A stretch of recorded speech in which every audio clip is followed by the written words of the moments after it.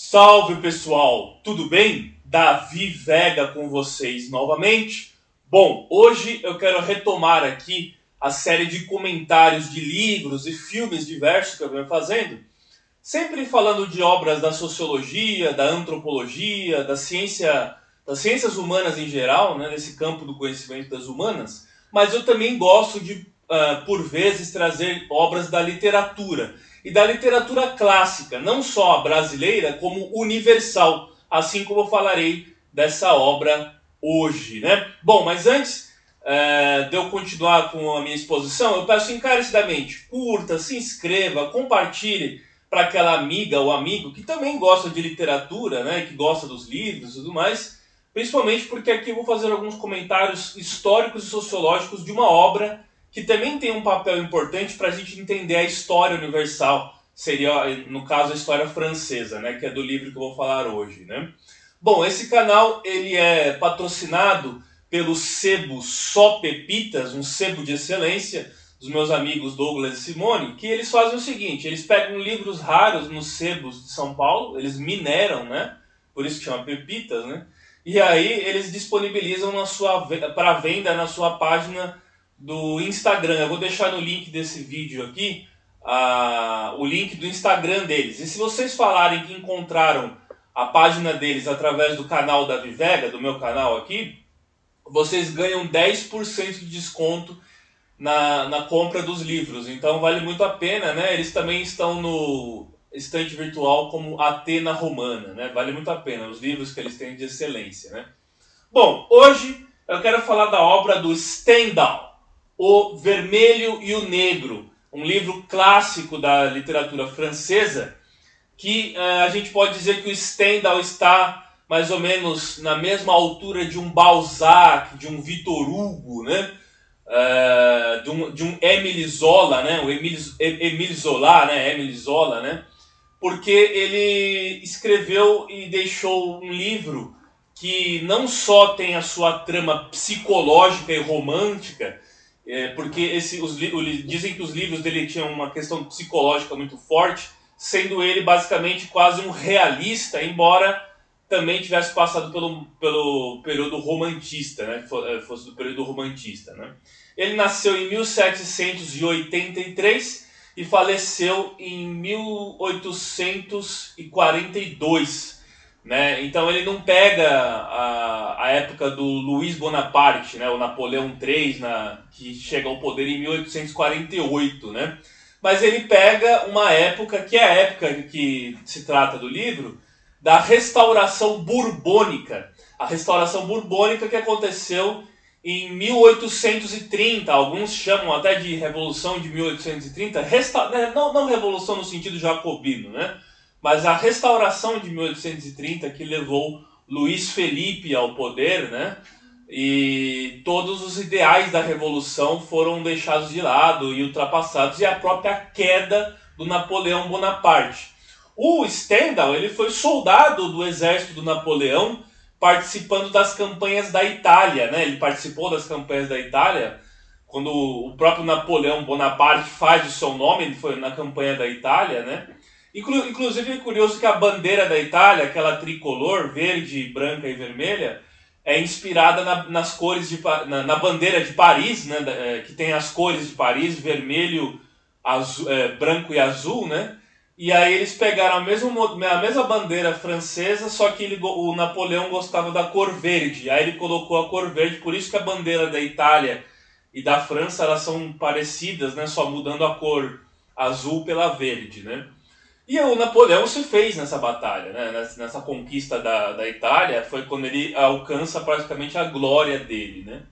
Bom, esse livro ele vai falar logo no início. O Stendhal, ele tem, além de ser militar, ele tentou ingressar na Escola Politécnica de Paris, a Polytechnique, né, de Paris, mas ele ficou doente e não conseguiu fazer a prova de ingresso, né? E ele saiu do exército, acho que em 1801, mas depois ele retorna à atividade militar, e ele chegou a ser ministro da guerra também, né? Bom, o Stendhal, ele está muito embutido essa questão militar e a vida de caserna, militar, nos seus livros. Inclusive nesse O Vermelho e o Negro, e eu já vou falar o porquê, que é muito inspirado na sua questão militar. Ele começa o livro falando de uma cidade fictícia chamada Verrieres. Verrieres deve ser, né? Verrieres se escreve, né? Perto do Doubs, né? Das margens do Doubs, onde tinha um prefeito que ele chama, também é fictício, é óbvio, né? Que é o senhor Renal. O senhor Renal, ou o senhor Renal, era um prefeito que construiu um muro para separar a casa dele dos demais e tudo mais. E ele tinha um rival naquela cidade. Ele tinha um rival ao qual ele tinha medo desse rival ascender e tomar a posição que ele tinha de privilégio, né? E esse prefeito Renal tinha a senhora Renal, que ela era muito bonita, muito bela. Ela tinha 30 anos e não aparentava essa idade de 30 anos que ela tinha, né? E aí vai contando então a relação dele com o próprio povo e com os filhos, logo no primeiro capítulo. O livro vem com várias citações do Danton, até do Thomas Hobbes tem uma citação logo no início do livro, né? Cada capítulo tem uma citação, eu achei muito legal isso aí, né? Bom, e esse prefeito de Renal, então, ele contrata um jovem que tem apenas 19 anos, chamado Jules Sorel, Julien Sorel, né? Julien Sorel,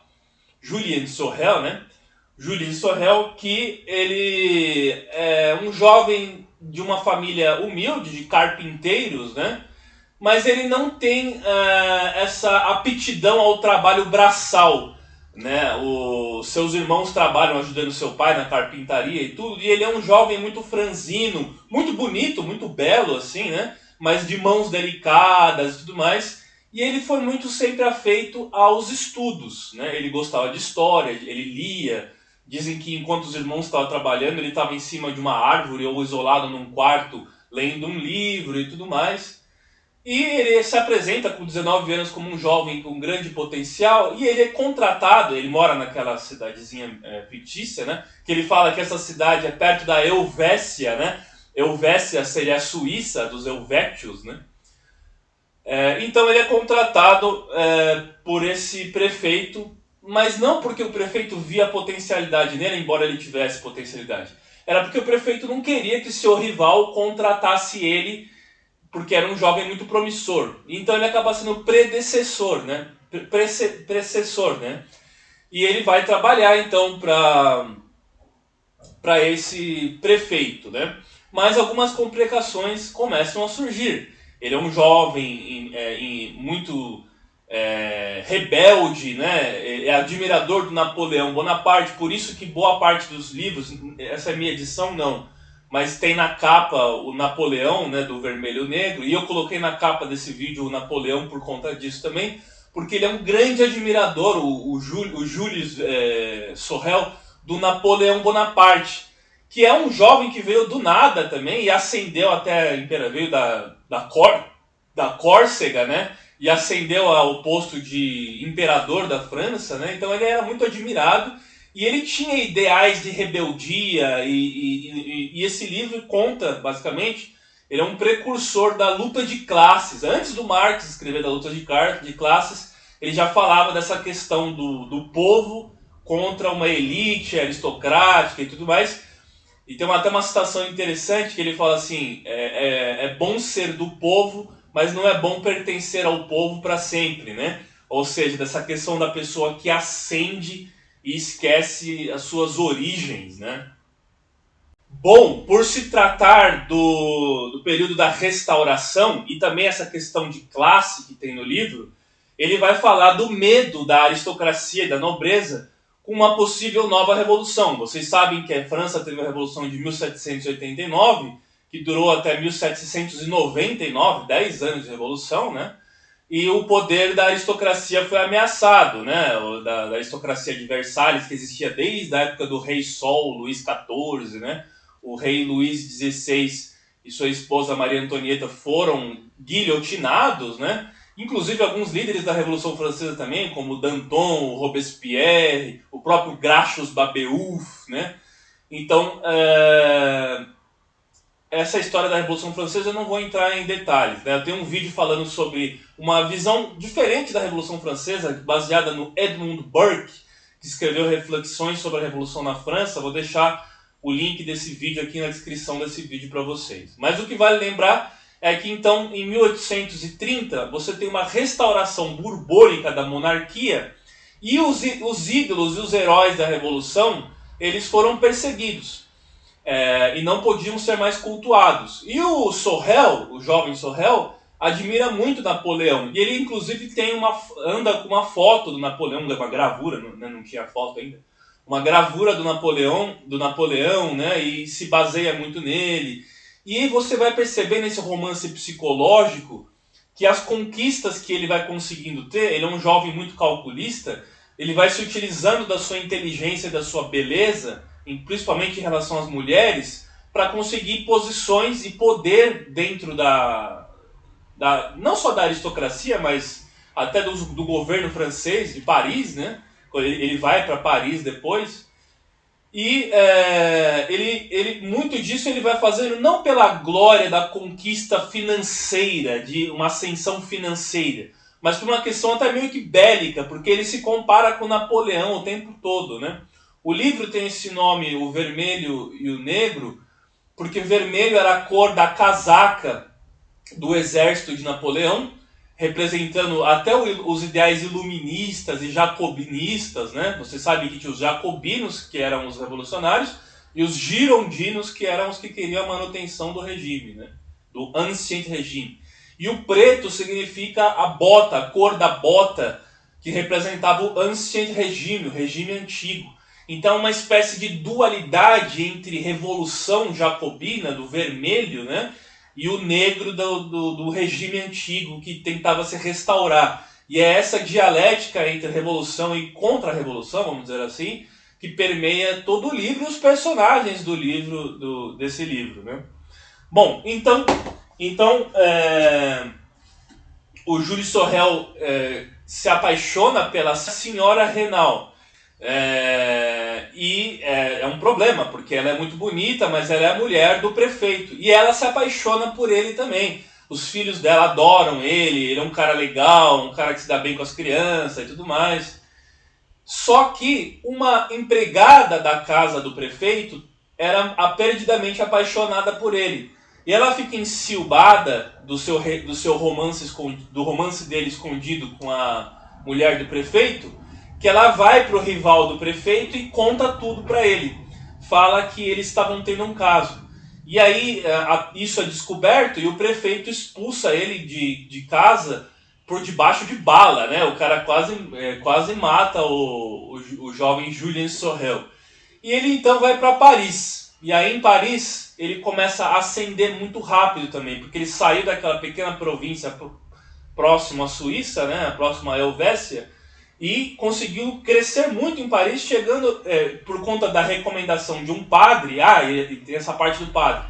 Ele faz amizade com um padre e ele quase vai para o sacerdócio para se tornar padre, porque era uma forma dele continuar estudando. Ele gostava muito de estudar, então ele vai para um seminário. E nesse seminário, inclusive, tem uma passagem que tem as ideias e os escritos do Demétre, né? Joseph Demétre, que foi um grande nome da literatura e da política francesa também, né?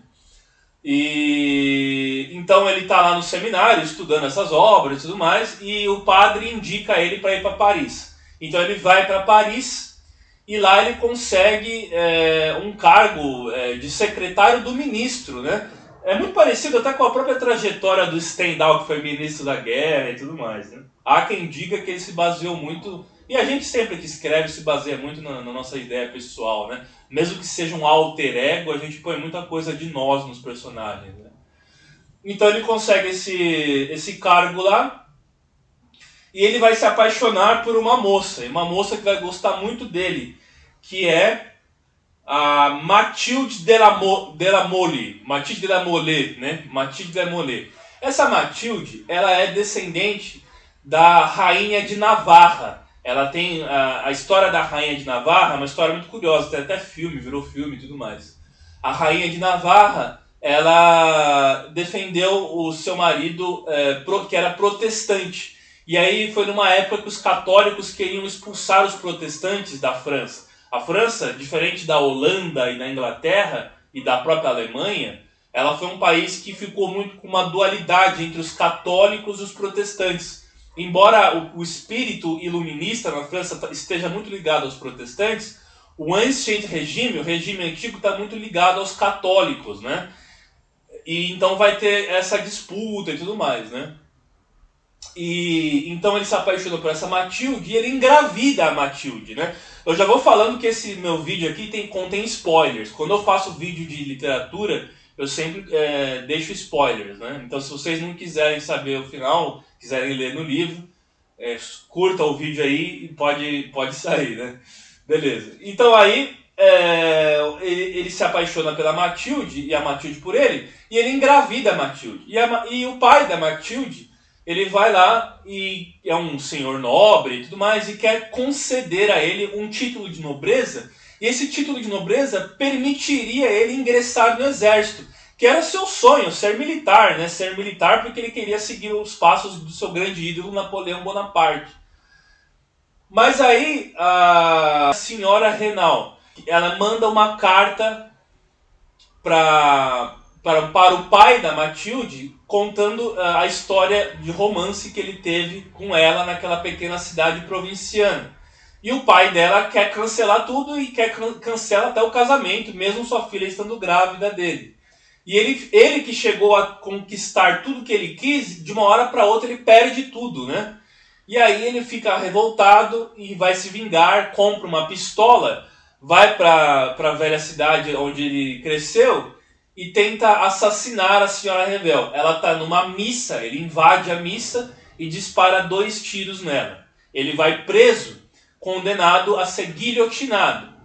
Mas a senhora Revel não morre, ela sobrevive, o tiro pegou apenas de raspão e o outro tiro não acertou ela, e ela sobrevive.